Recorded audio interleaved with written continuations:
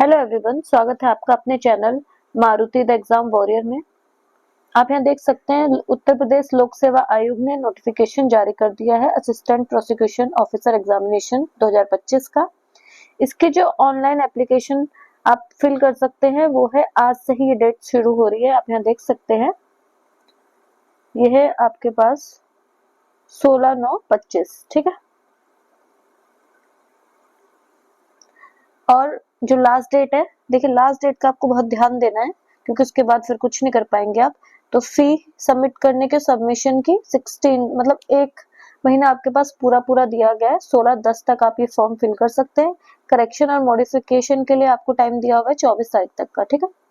24/10 तक आप ये कर सकते हैं। सबसे इम्पोर्टेंट बात जो इसमें है वो ये है कि आपको अपने लिए एक OTR फिल करना पड़ेगा जब आप साइट पर जाएंगे। OTR means one time registration, ठीक है।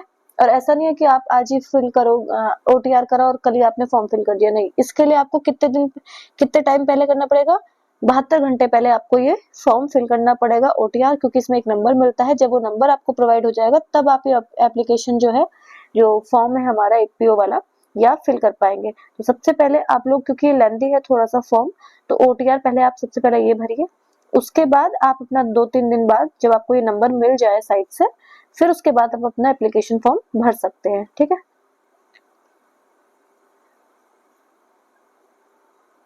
अब हम आगे देखते हैं। इसमें देखिए डिटेल्स क्या क्या दी हुई है। स्पेशल इंस्ट्रक्शंस की बात करें तो इस साइड ऐसा कुछ नहीं है। फीस के बारे में अगर हम बात करें तो फीस देखिए जर्नल की 125 रुपए है, ठीक है।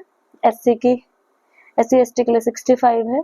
ये आप यहाँ देख सकते हैं। आपको पता है ये एग्जाम हमारा 3 स्टेजेस में होता है, ठीक है।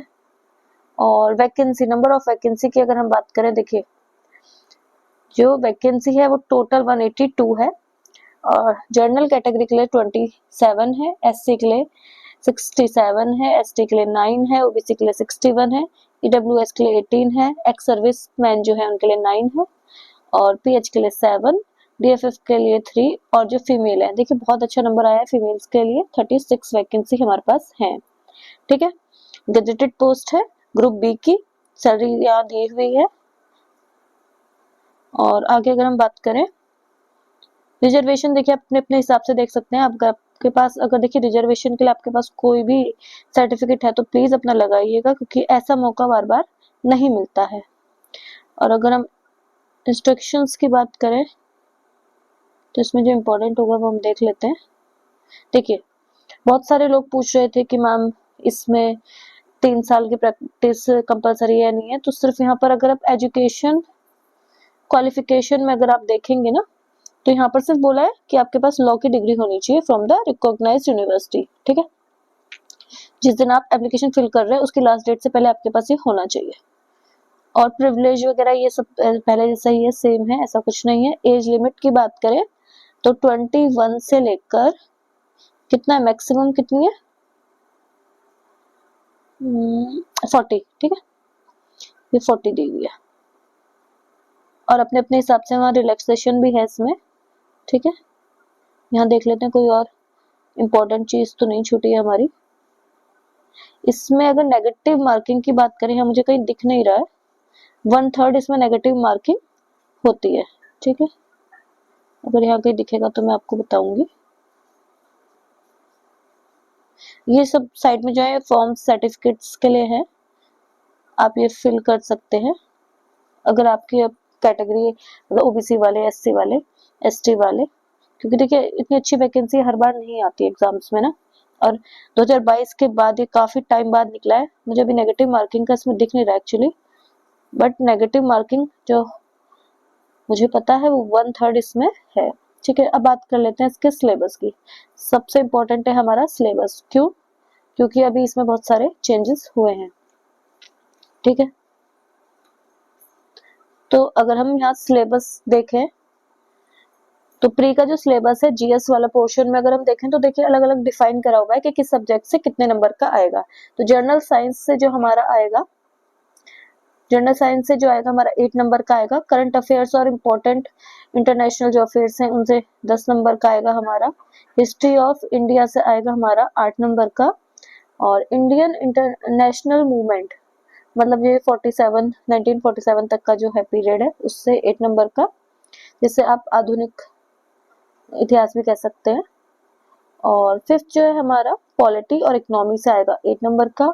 इसमें देखिए इंडियन ज्योग्राफी नहीं है, यहाँ पर वर्ल्ड ज्योग्राफी है, ठीक है। वर्ल्ड ज्योग्राफी एंड पॉपुलेशन से आएगा 8 नंबर का हमारा, ठीक है। तो यहाँ पर आपको बता दिया है, इस हिसाब से देखना है। और अगर करंट अफेयर्स की बात करें तो कम से कम आपको 1 साल का करंट अफेयर करके जाना है, क्योंकि देखिए करंट अफेयर से सबसे ज्यादा 10 नंबर का आ रहा है, ठीक है। अगर हम अब बात करें लॉ पार्ट की, ये देखिए जो जीएस था ना हमारा, वो कितने नंबर का था, वो हमारा था 50 नंबर्स का, ठीक है। और जो लॉ आता है वो हमारा 100 मार्क्स का आता है। तो टोटल कितने का हो गया, 150 का। अब देखिए 100 नंबर को कैसे कैसे इन लोगों ने डिवाइड करा है। तो जो बी एन एस है हमारी, वो 30 नंबर की आएगी।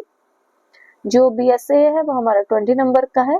जो बी एन एस एस है, जो कि पुरानी सीआरपीसी थी, वो 25। और UP police act and regulation है 15 नंबर का। और इंडियन कॉन्स्टिट्यूशन है 10 नंबर का। पहले इंडियन कॉन्स्टिट्यूशन इसमें नहीं आता था, पहले इसमें 4 ही सब्जेक्ट्स आते थे और 100 नंबर का ही पेपर होता था। बट इन्होंने जो चेंज करा है वो है इंडियन कॉन्स्टिट्यूशन 10 नंबर का इसमें ऐड कर दिया गया है, ठीक है। प्री में तो ऐसा कुछ ज्यादा चेंज नहीं हुआ है। और अगर हम बात करें मेंस पेपर की, तो मेंस में बहुत बड़ा चेंजेस इन्होंने करे हैं आयोग ने, उनको भी आज हम देख लेते हैं। देखिए जो हमारा मेंस का पेपर है ना, उसमें क्या है, एक तो जर्नल हिंदी है, ठीक है।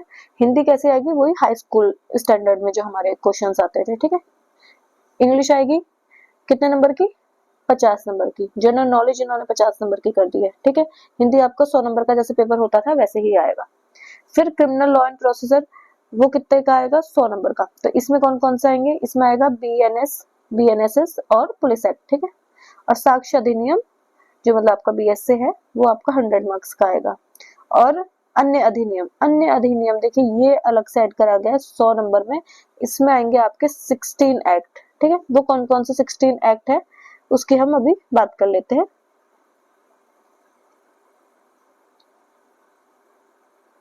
तो ये है वो 16 एक्ट जो आपके इसमें आने वाले हैं, ये रहे, ठीक है।